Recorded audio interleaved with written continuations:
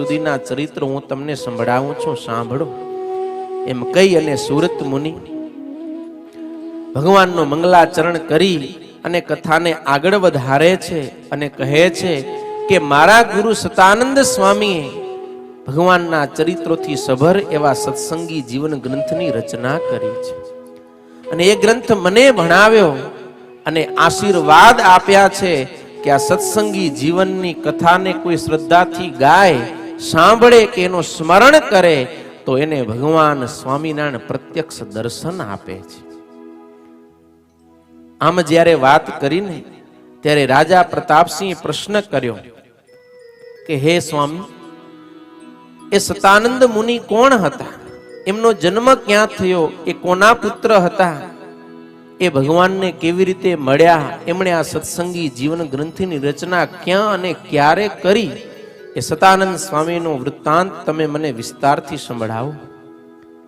અને એ સમયે સુરત મુનિ કહેવા લાગ્યા કે હે રાજન, ભારત વર્ષની પવિત્ર ભૂમિ પર મિથિલા નામે એક નગરી છે. એ મિથિલા નગરીની અંદર વિષ્ણુદત્ત નામના એક પવિત્ર બ્રાહ્મણ રહેતા હતા. એમના ઘેર પતિવ્રતા નારી હતા. એમના ઘરે મારા ગુરુ સતાનંદ સ્વામીનો જન્મ થયો. જન્મથી જ પોતે સિદ્ધ યોગી પુરુષ હતા. એમનામાં અપાર સદગુણો રહેલા હતા. ધીરે ધીરે સતાનંદજી મોટા થવા લાગ્યા.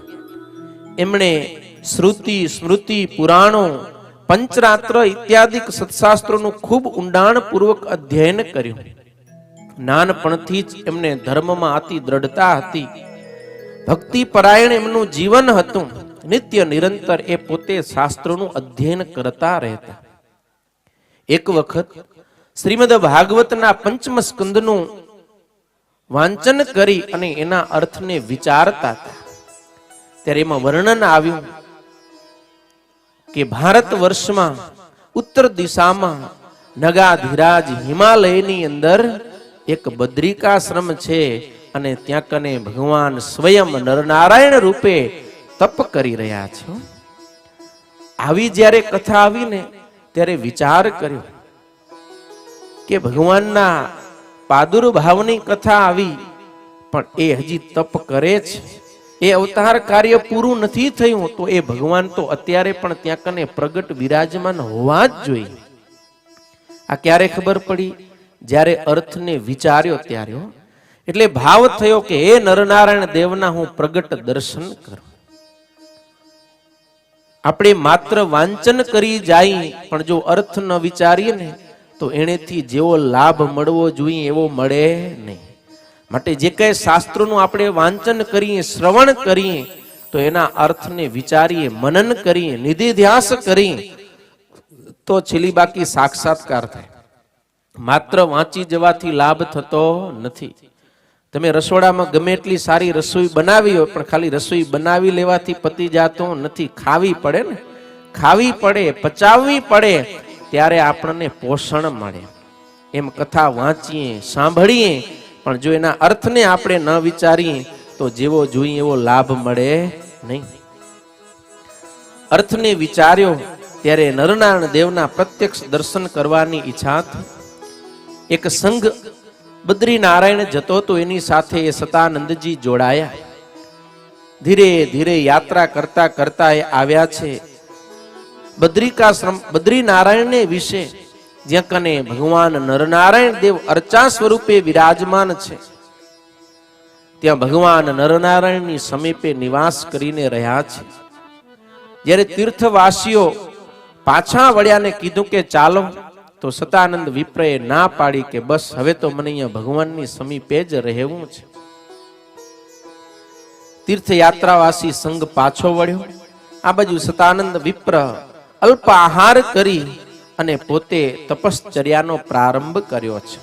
માત્ર દેહને ટકાવવા માટે જ કંદમૂળ કે ફળ જે કંઈ હરી ઈચ્છાથી મળે એ અલ્પ આહાર ગ્રહણ કરે છે. દરરોજ સંધ્યા વંદન નિત્ય વિધિથી પરવારી અને શ્રીમદ ભાગવતનો 10મો સ્કંદ એનો પાઠ કરે છે. તપશ્ચર્યાનો મતલબ એવો જ નથી કે જંગલમાં જઈને એક પગે ઊભા રહીને બે હાથ ઊંચા કરીને તપ કરવું.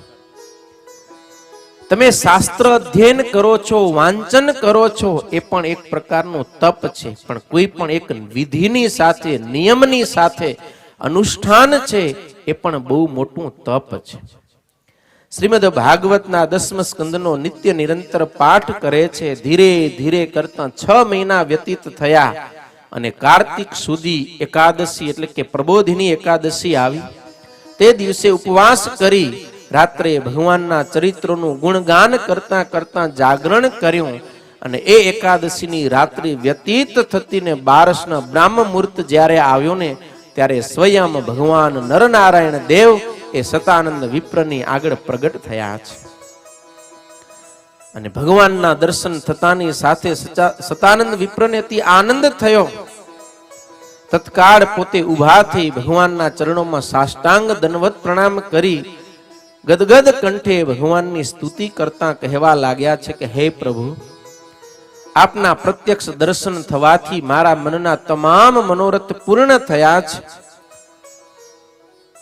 હવે મારા પર અનુગ્રહ કરો કે કાયમને માટે મને આવા તમારા દર્શન થતા રહે. સતાનંદ વિપ્રનો આવો નિષ્કામ ભાવ જોઈ ભગવાન નરનારાયણ દેવ ખૂબ પ્રસન્ન થયા અને વરદાન માંગવા કહ્યું છે કે હે સતાનંદ વિપ્ર, તમે અમારી પાસેથી વરદાન માંગો. અને એ સમયે સતાનંદ વિપ્રે 2 હાથ જોડી નમસ્કાર કરી અને હર્ષભેર વર માંગતા કહ્યું છે, યદિ પ્રસન્નોસી વિભો વરો દેયશ્ચ મે તદા રક્ષ મામ સ્વાંતિકે નિત્યમ દેહી સેવામ ત્વમાત્મનઃ દેહી સેવામ ત્વમાત્મનઃ. સતાનંદ વિપ્ર કહે કે હે ભગવાન, તમે ખરેખર મારા ઉપર પ્રસન્ન થઈને મને વરદાન માંગવાનું કહેતા હો તો હું એ વરદાન માંગુ છું કે મને નિત્ય નિરંતર તમારી સેવામાં તમારી પાસે રાખો. મને તમારાથી છેટો ન કરો. હું જે કંઈ ભણ્યો છું એ તમારી સમીપે રહી તમારા ગુણગાન ગાઈ અને હું મારી વાણીને સફળ કરું, તમારી સેવા કરું, તમારા સંતો ભક્તોની સેવા કરું, એવું તમે મને વરદાન આપો. અને ભગવાન આ વરદાનથી ખૂબ રાજી થયા. ભગવાન જ્યારે રાજી થાય, સંત રાજી થાય, ત્યારે આપણે કેવું માંગવું ને એ આપણને આ સત્સંગી જીવન ગ્રંથ શીખવાડે છે. ભગવાન પાસે જ્યારે આપણે નિષ્કામ ભાવથી માત્ર દર્શન કે સેવાની યાચના કરીએ ને તો ભગવાન તો અનંત કોટી બ્રહ્માંડનો માલિક છે. આપણે જે જોઈતું હશે ને વગર માંગે આપી દેશે. પણ આપણે આપણી કામનાઓથી કંઈક માંગશું ને તો એટલું આપીને જ ભગવાન પછી છૂટી જશે.